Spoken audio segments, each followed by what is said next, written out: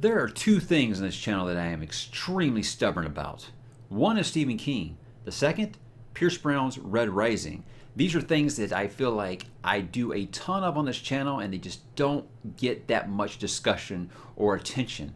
But with these two things, I'm going to remain stubborn and I'm going to keep being an advocate for those because I want more people to understand why I love these things. And with Red Rising, I figured it was time for me to do the hard sales job on you about why this series is so special to me. So let's take a look. You do not follow me because I am the strongest. You do not follow me because I am the brightest. You follow me because you do not know where you are going. And I do. I would have lived in peace, but my enemies brought me war. Man cannot be freed by the same injustice that enslaved it. There will dawn a day when these hostile hours, these days of hatred and violence seem the faintest of memories, but dark and steep and long is the road up out of hell. So do not tire, do not despair, and do not abandon your brethren, and do not forget that through this darkness, we, and we alone, carry the light of freedom. We must defend it with every cell in our bodies. If not now, when? If not us, who? Friendships take minutes to make and moments to break, yet years to repair. I will die, you will die. We will all die and the universe will carry on without care. All that we have is that shout into the wind, how we live, how we go, and how we stand before we fall. I know it may be impossible to believe now when everything is dark and broken, but you will survive this pain. Pain is a memory. You will live and you will struggle and you will find joy, and you will remember your family from this breath to your dying days. Because love does not fade. Love is the stars, and its light carries on long after death. Home isn't where you're from. It's where you find light when all grows dark. I am the Reaper, and death is my shadow.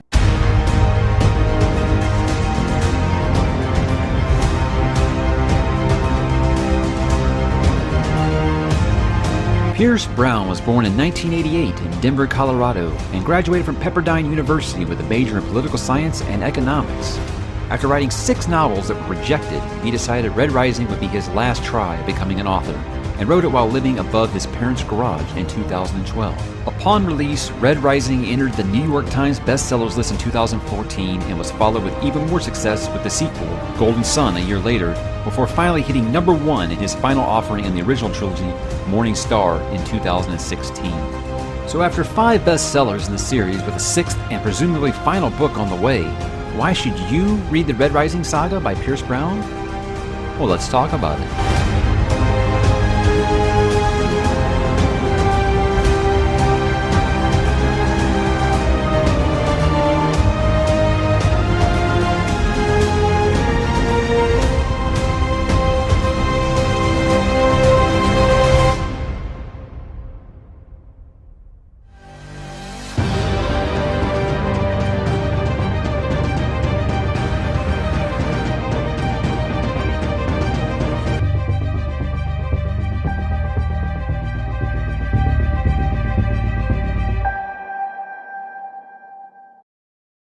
Low howlers and bookworms, Mike back again today to talk a little more Red Rising by Pierce Brown, and more importantly, why you should read it. I've had lots of people ask me why I haven't done a why you should read it, because I feel like I reviewed the original trilogy on here without spoilers, and I thought that that was the best way to try to get people into the series, but it didn't really work. I still have more and more people every day that are like, oh, is that series any good? Should I try it? And I'm like, God, yes. So I figured now is a good time for me to talk about exactly why it is that not only should you read it, but why I love it, and those just kind of go hand in hand here. So that is the format here. I'm going to talk about what the book is about, I'm going to talk about what makes it great, and of course at the end why you should read it. There are no spoilers in this video.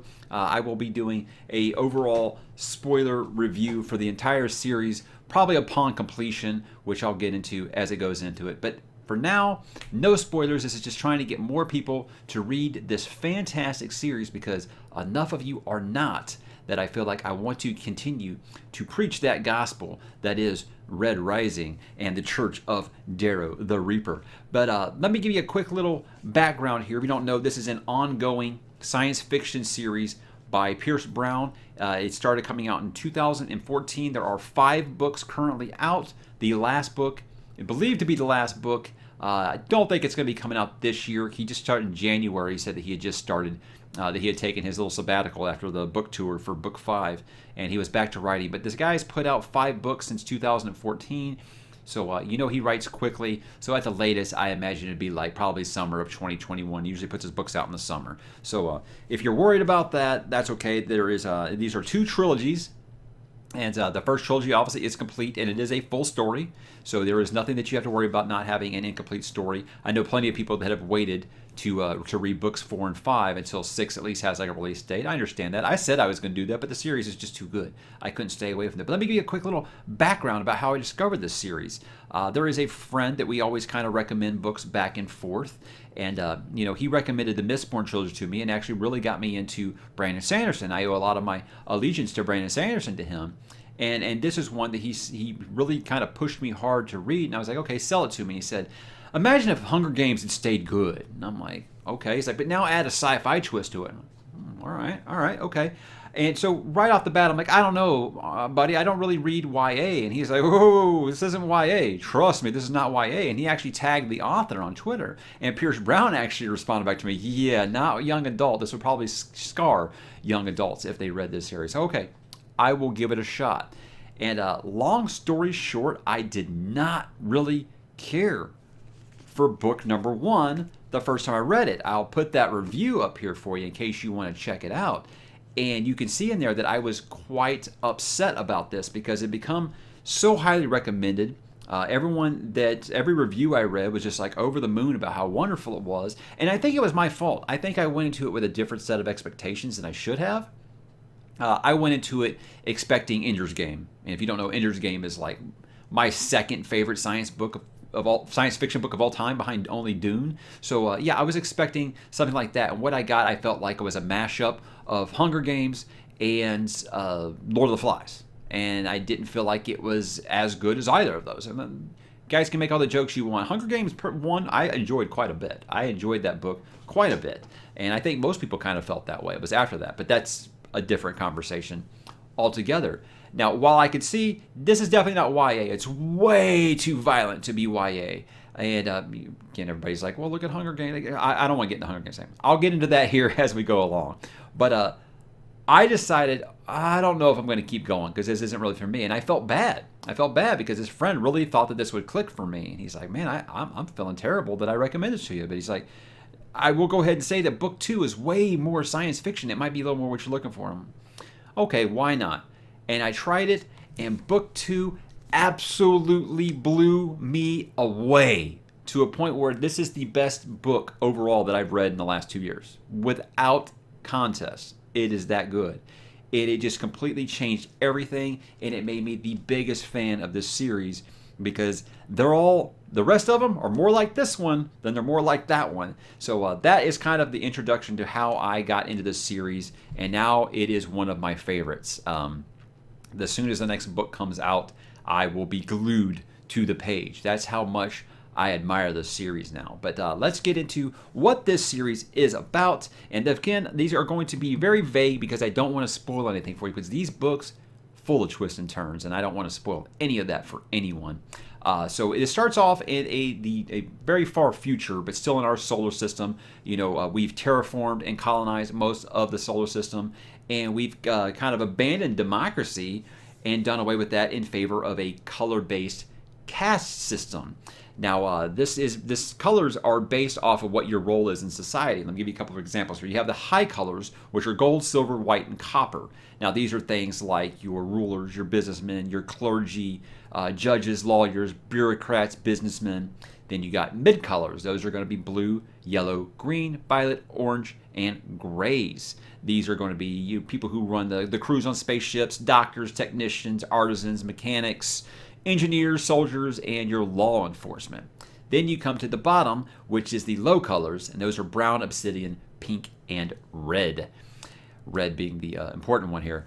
These are your servants, cooks, janitors, bodyguards, prostitutes, manual laborers, and of course, miners. And reds are at the very bottom, and that's what this story really focuses on, because the main character, told in a first-person perspective, is Darrow, a red living on Mars, and he is mining ore on Mars. That is, this ore is used to terraform planets, and his belief is that all these people that work as these miners are led to believe that this is for the future of humanity. You know, we've kind of exhausted our resources on Earth, and this is to go a long way to, helping to make sure that mankind lives after this. So they're led to believe that their families are going to be rewarded, future generations, for doing this service. But after a long story short, after a personal tragedy, he finds out that humanity is quite different, and there is already lots of things going on that he doesn't know about, and there is already a thriving society outside of the mines of Mars, and they're basically just being used as slave labor. And he finds an offer to basically makes an opportunity for him to join a rebellion and infiltrate the golds, which are at the top of the list. And that's kind of what it's about, as vague as I can make it there, because there's a lot more to it, and that's really just setting up the first book. But guys, this series is so much more. It goes so much farther beyond just Earth and Mars. It goes all over the solar system and back, and it is crazy. So if you're wanting a little bit more space in your science fiction, I will tell you that does happen more after book one. Book one mostly takes place just on Mars, and I think that's where it kind of got the Hunger Games, because there is to deal with a competition. Anytime there is a thing with teenage characters in a competition, people are automatically going to come to mind of Hunger Games. But I'll say that this is way more brutal, at least in description. And I'll get into what makes it great, or why you should read it now, because I think that anything I'm going to add to that is just going to be something I'm going to repeat in that section. Let's move on to what makes it good or bad, and for me, what makes it great. Obviously, like I said, I just kind of scraped the surface.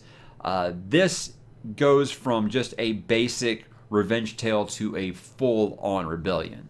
And obviously, with a name like Red Rising, you think, oh, okay, there's going to be a rebellion of some sort. Well, that is not just selling you a bill of goods there. There's a very, very, very big rebellion arc through this whole first trilogy that, God, it's hard to do without spoilers. But it begins somewhat grounded, like I said, kind of like a Hunger Games on Mars, so to speak, but it evolves into a true epic space opera. It really does. In the likes of like Star Wars meets Dune, but in a real darker setting, if that makes any sense to you. But Brown, I think what really makes these books so much fun is that he's discovered a way to make them almost non-stop action. Like a lot of people that did the read-along on this channel with Rage of Dragons, what they said about this is like, I can't believe that this is just like, every page is like a page turner, because you just can't stop, because the action just does not stop. This is that turn to 11. I think that it has its beginning set up, but at about the 2/3 mark, all the way through book 5 now, it has just basically been nonstop action. And it isn't just saying that, oh, this is just a meathead book, because guys, I'll be honest with you, if an action scene lasts over like 15, 20 pages, I start to glaze over. I'm like, okay, yeah, it's an action scene. I got it.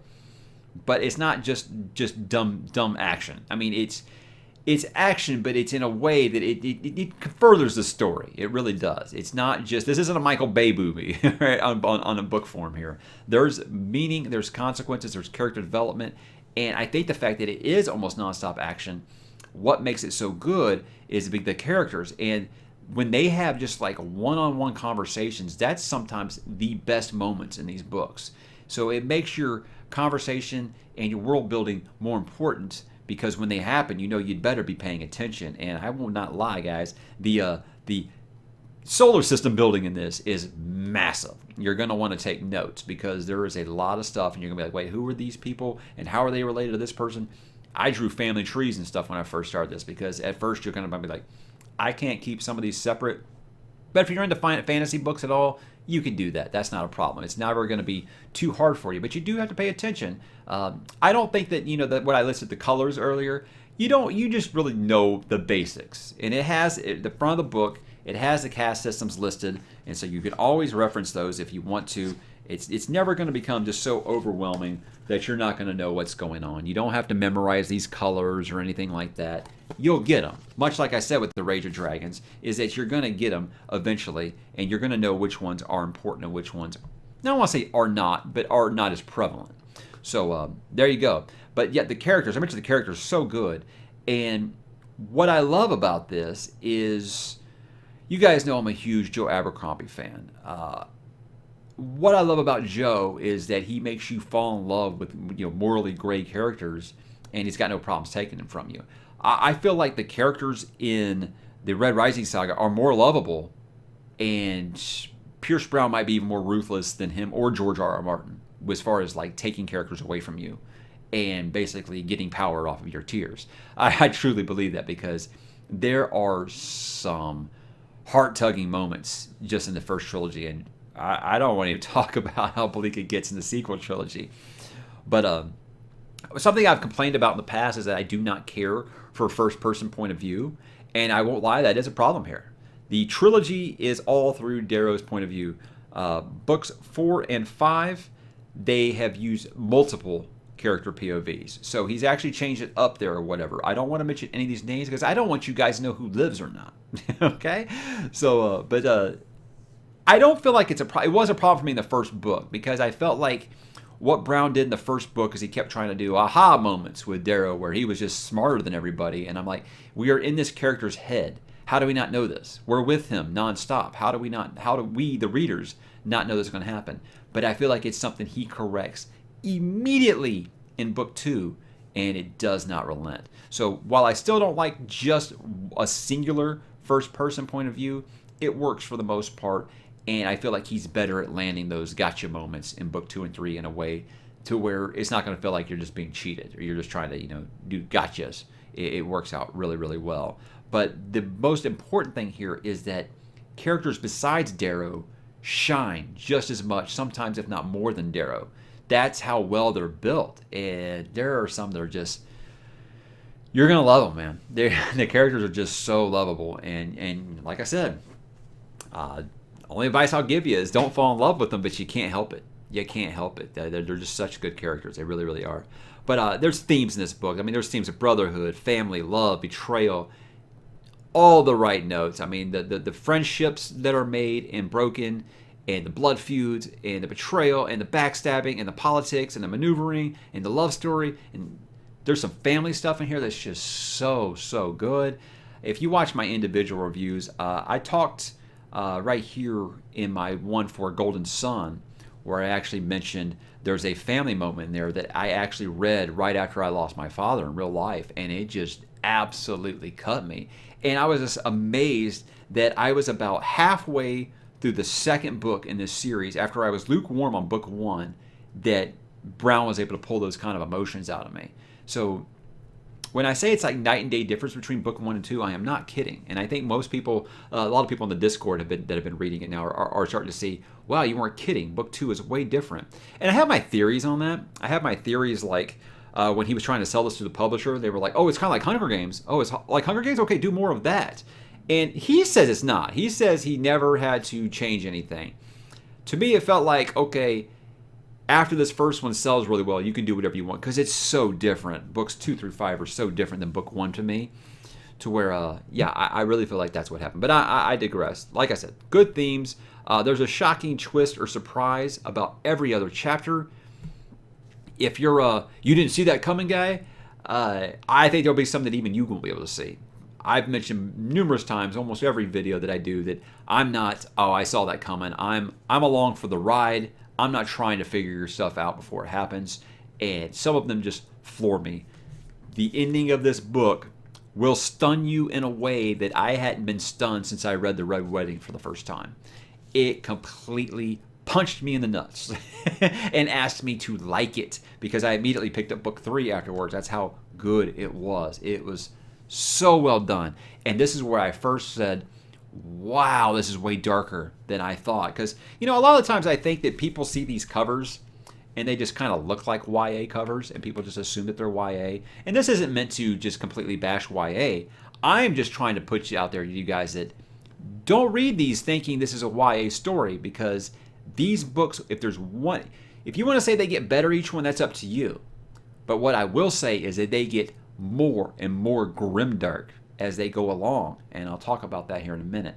Something else I want to mention is that I feel like Brown evolves as a writer with each book. I feel like his writing gets better with each book, and something I was worried about when I finished the trilogy was that the sequel trilogy wasn't going to be as good, that it was just something that was tacked on after he finished the original trilogy and had serious success. Oh, well, I just want to kind of expand my series now. Like, I hate saying this, but I felt kind of like he wanted to Brent Weeks it. Brent Weeks it is where the Lightbringer series was way more successful than he thought, so he kept expanding it. He kept expanding it to a point where he had an entire 800-page book that I thought was filler, but that's a discussion for another time. The sequel trilogy, every bit as good, at least so far. We only have 2/3 of it so far. Every bit as good as the first one, and in many ways more. And I think the reason I think this is because I mentioned my affinity for Joe Abercrombie and George R.R. Martin. And the more that these books go along, the darker and more grimdark they get. And I know that's actually lost some fans of the series because they didn't like how dark it got. Me, I'm like, give me all that. Feed me more when it comes to grimdark. That is my subgenre. Besides Joe Abercrombie, no one is doing grimdark as good as Pierce Brown right now. In fact, I even said that Dark Age felt like Joe Abercrombie writing a Red Rising book. So if you are a fan of the First Law, you're going to be all over this because it just gets grittier and darker and more bleak. But not in a way where you're just like, I'm not having any fun anymore. Not at all. Not at all. Still a ton of fun, but good Lord does it go dark in all the best ways. That is a compliment coming from me.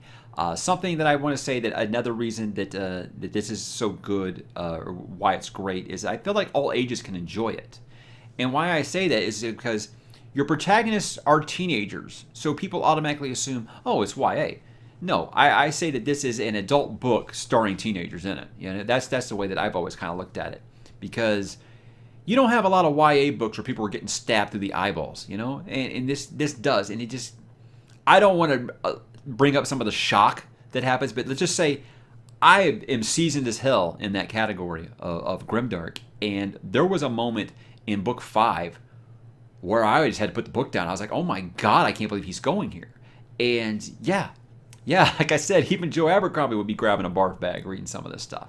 But it's in a good way, at least for me. So if stuff that's just too dark isn't for you, it might not. It might not be for you. It might not, because it gets really dark. But I'll say that the original trilogy is highly approachable by everyone. Yes, it has those dark moments. It has those shocking twists and turns. But good Lord, 4 and 5 will make you question, what happened to this man that he can write this kind of stuff, right? But to me, it's all in the great way. Another thing is, I feel like this is just a perfect blend of literary genre fiction and commercial fiction, because you got everything from Roman mythology to Ender's Game. I mean, I really, really feel like that. So it's just a perfect blend, and you got the whole hierarchy that I talked about, and they use so much Greek-Roman stuff in here that it's such a wonderful blend. And it's times where you feel like almost like you're reading Odysseus. It's good. It's very well done. And, if you're wanting like super accurate science fiction, probably not the book for you. No, it's not. This is just straight fun sci-fi space. It's not absolutely ridiculous. You don't have everybody like going out in space without a helmet on or anything like that. I'm just saying you're not going to be hearing about how many G's they're pulling and why they can't take this turn at a certain way, or why they have to take so long to travel somewhere because of the realism. They're not going to be putting any equations in here for you like you're reading an Expanse novel or something like that, which I love. I love the Expanse too. Lastly, I just want to say the speeches. These speeches in here by Darrow are so wonderful, as you might have heard some of the excerpt that I used in the intro for this. They're so good that they're the type that would make you want to run into hell for your leader if he asked you to. It's like, that's someone I can follow. They're like movie quality. I feel like these could be... There's lots of movies where a character gives a speech to hype someone up before a battle. Never got me as hyped as reading some of these speeches that this character gives. Amazing, amazing speeches. And I think that's one of the reasons that this book's resonated with me so well, is just because I feel like this is someone I could follow. This is someone I could follow into battle. Something I wouldn't see myself doing. I would do it for someone like this because he just knows how to get his point across to his people, and it just makes you want to stand up and just fight, man. It really does. All right, let's get into why you should read it. Obviously, that's why we're all here, right? I think this is a good entry point for those people who haven't gotten into the grimdark category yet. And I think that's because it slowly slides to it. Book 1 is approachable. I think if this is someone that's stepping out of the YA genre and they want to get into more adult books, perfect starting point, because it doesn't just throw it at you right away. It eases you into it, and damn, then it hits you, right? And as it goes along, I feel like it gets darker and darker. And then, of course, you got your sequel trilogy, which I feel like just in real life, the older that the characters get, just like you, the older that you get, the more complicated your life becomes, and the more darkness might actually seep in. So I think it's a perfect starting point for anybody who has not got into that yet. But I mentioned First Law, and I feel like this is the grimdark science fiction counterpart to it. I really, really do. And I don't know if Pierce Brown is a Joe Abercrombie fan. I don't know if Joe Abercrombie's ever read Pierce Brown stuff, but I would love a collab between these two because, I don't know, maybe they could team up and they could finish Song of Ice and Fire together, But there's no two guys doing grimdark better than these two right now. And you guys know what a First Law fan I am. I would not be saying that if I didn't mean it. So, yeah. If you didn't dig First Law, I'm not going to say you won't dig this because it is very different in that regard. It's just saying that this is the only grimdark I feel like can stand next to Joe Abercrombie that I've read thus far. And again, it doesn't start there. It eases you into it. But by the time you get that sequel trilogy, you be ready for it. You be ready for it. The politics in this, I think they are next level. There is so much good political maneuvering, so many things you never see coming. I think The Expanse is the only one that's done politics as good as this. And class warfare, obviously, is a very dominant theme due to the social caste system. But the most important part here is they're all in-world politics. There's no allegory here. There is no commentary on what's going on in 2020 politics. And I love that because he explicitly stated this at the book signing that I saw him at. And he brought up that he does not he has his political views just like everybody, but he does not write them into his stories. He does not do social commentary like that because he feels like it takes the reader out of the story. And he doesn't want to do that. He wants to keep them immersed.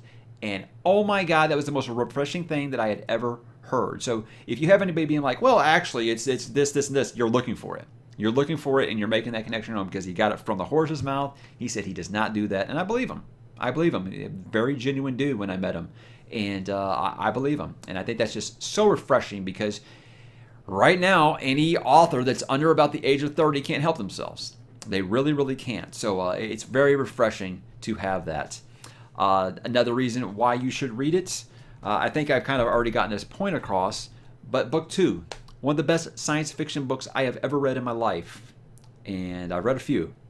And I cannot say enough that sci-fi fans, if you're the big, hard Asimov science nerd that you can't handle anything that's not super scientifically accurate, you got your PhD in quantum physics and astrophysics, yeah, you might have some problems. But if you just like good, fun science fiction, Star Wars fans would eat this up. You can, in fact, Pierce Brown also told me at the signing that if there was one of the questions was if you could write a book for any universe outside of your own, what would it be? And he said Star Wars without a second thought. And that's just like, okay, I can see that. I don't think it's as Star Wars-y as something like that. It's not as cliched as that, but you could see someone who likes Star Wars is going to have a blast, especially with book number 2. But again, book 2, night and day to book 1. So the biggest thing I can say to you guys is if you do read this, if you aren't clicking with book 1, remember, it didn't with me either. And now I love it. Now I've got t-shirts. I've got all of his books signed. I love this series now, and I was lukewarm on book 1. I actually think book 1 would be better on a reread. I just don't have time right now. But I do want to reread this series because it's just so good. It really, really is. But I think the reason I say that is because it's a story that stays with you. A lot of the times I'll read big long series like this, and you know what? After a couple of days, I'm not even thinking about it anymore. I finished Dark Age 3-4 months ago, and I haven't stopped thinking about this. I didn't even start reading these until last summer, and they stay with me all the time. I use quotes from it. Me and a friend, the friend that got me into the series, we text all the time about, like, hey, Severo would say this at this situation and stuff like that, just because it's part of almost like our personal pop culture at this moment because we love this series so much. And I'll just say I want to get a Scythe because it's just awesome. It's just awesome. You'll understand when you read it. I figure it would go really, really well with my swords, which I wish I could hang up, but I haven't gotten there. But yeah, like I said, it stays with you. I still think about this ending of book 2 so much that when someone reads it, I'm just like eating the popcorn, waiting for the reaction. And yeah, just so many good, shocking moments. But I think that there's so many good characters that you're going to find at least one or two that you identify with. And you could say, I can see myself in their shoes making these same kind of decisions, these same kind of mistakes. A problem I have with book 1 is I did feel some Gary Stewisms with Darrow. Felt like he was always just, let's be honest, guys, Ender Wiggin was a Gary Stew. And that didn't make me like the book less. I'm not saying I always hate that. It was just one of the problems I had where it was just like, okay, yeah, I get it. Darrow's just the smartest guy in the room every time. Wait till book 2. Okay, Darrow be messing up. So again, you'll grow with these characters through their mistakes. You'll learn to love it and go along with them when they have their victories. You grow with the characters. I really feel like that, and they do grow because this series does span a good number of years. So yeah, you're gonna find a character that you like. I'm gonna wager more than one. But the final book is due to come out next year, and that's another good reason. So if you're one of those people who's like, oh, I'm not starting any more unfinished series, I understand. I'm a George R.R. Martin fan, and I have been for years before the show came out, so I get it. I get it. Patrick Rothfuss fans, you scared? I get it. I get it. But this guy writes very, very quickly, so I don't think that's going to be a problem for you. He said he took a sabbatical, and he was back writing in January. He doesn't seem like a slow writer, especially now that we're all in quarantine. So I'm sure he's got all those kinds of things going on, and he's writing. So yeah, if I had to make a guess, I'd say June or July of 2021, this last book. And I assume it's going to be last. I looked for that before I started to see if it was the last one.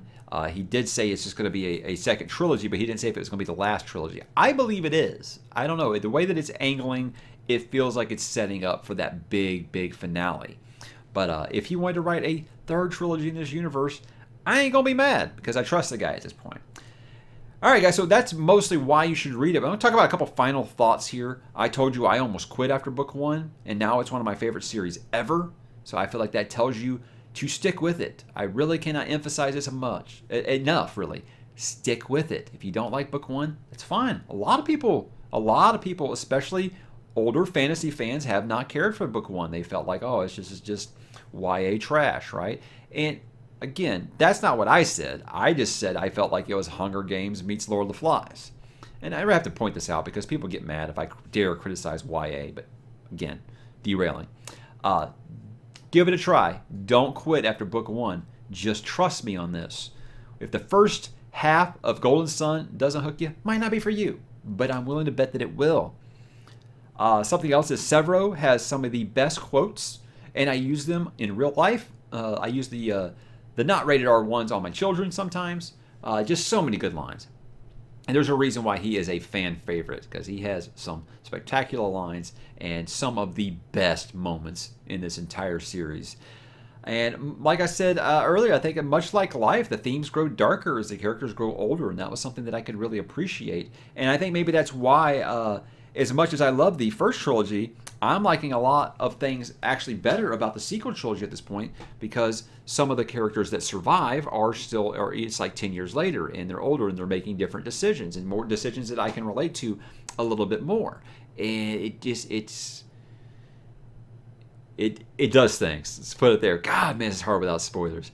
But look, if you're looking for hard science fiction, like I said, with math and gravity and all these super important things that you're not going to just be looking at me like, that would never happen, read The Expanse. The Expanse will scratch that itch. I've talked about The Expanse numerous times on this channel. The Expanse will give you what you're looking for in that regard. If, like I said, you're looking for something more, a little bit more of a darker version of Star Wars meets Ender's Game and Dune, this is gonna scratch every itch that you have, because trust me, guys, it doesn't get better. And that's all I got, guys. That's all I got here. So if you've read the series, hey, drop in the comments. Let me know. Try to keep the spoilers to a minimum in case people have not read the series. If you want to go to look at those old reviews, I'll put all those up here for you. You want to read those old reviews? They are non-spoiler, but I allow spoilers in the comments of those. So please do so for that. I have for the first 3, I've done non-spoiler reviews for those. I haven't started on the sequel trilogy yet because, like I said, Red Rising stuff doesn't get a ton of traffic on the channel. But I want to keep talking about it because I want more of you to understand what it is that I love about this series so much. And I hope that some of you will read this and love it just the same, because it really, really deserves, I don't want to say it deserves more attention than it has, because, I mean, the guy's doing great. He's got 5 bestsellers here. And, a couple of them went all the way to #1 on New York Times bestseller. So he's doing okay. It's obviously a very popular series. But I feel like more people frown upon it and think, oh, it's just for kids. It's just for younger audiences. Not at all, man. Like I said, dark as hell. Dark Age isn't just a clever name. It is a very, very dark book. So that's what I got, guys. If you have read the series, drop in the comments. Or if you haven't read it and you still need further reasons to read the series, drop in the comments. Let me know what you're thinking, and I will continue to do the hard sales job on you, because I love this series. So, guys, thanks for watching, and I will talk to you in the comments.